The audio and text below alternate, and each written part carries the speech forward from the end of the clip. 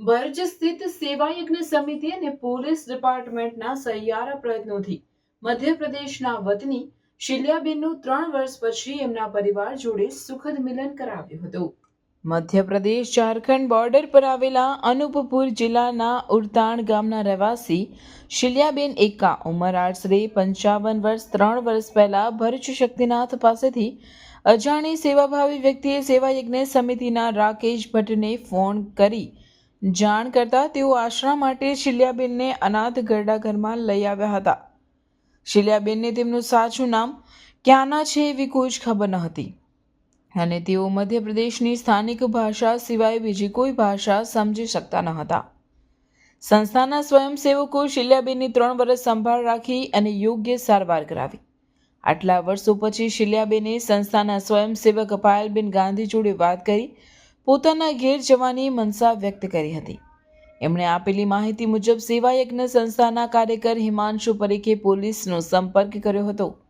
પોલીસે પણ થોડા જ દિવસમાં શિલ્યાબેનના પરિવારને શોધીને સેવા યજ્ઞ સંસ્થાનો સંપર્ક કરાવ્યો હતો. શિલ્યાબેનના પુત્રના કહેવા મુજબ તેઓ માનસિક રીતે અસ્થિર હતા અને 2022માં ગુમ થઈ ગયા હતા. ઘણી શોધ કરી તેમ છતાં એમની કોઈ ભાળ મળી ન હતી. ત્યારબાદ સેવા યજ્ઞ સમિતિએ શિલ્યાબેનના પુત્રને જમાઈને બોલાવી એમની સાથે મેળાપ કરાવ્યો હતો. સેવા યજ્ઞ સમિતિએ અથાગ પ્રયત્નો કરી આવા ઘણા અનાથ લોકોનું તેમના પરિવાર જોડે સુખદ મિલન કરાવેલ છે.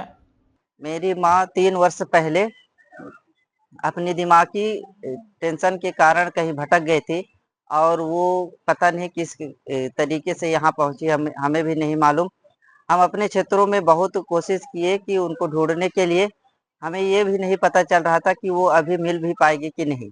अपने नज़दीकी क्षेत्र थाना कोतमा में उनका गुमशुदा के रूप में FIR कराया था और उन्होंने भी प्रयास किया और यहाँ पर इस सेवा समिति में इन्होंने आकर के साहब के अंडर में आकर के यहाँ बहुत ही अच्छी तरीके से रही. हम यहाँ के सभी लोगों को धन्यवाद कहते हैं और जितने भी लोग उनके परवरिश में सहायता किए बहुत बहुत धन्यवाद कहते हैं.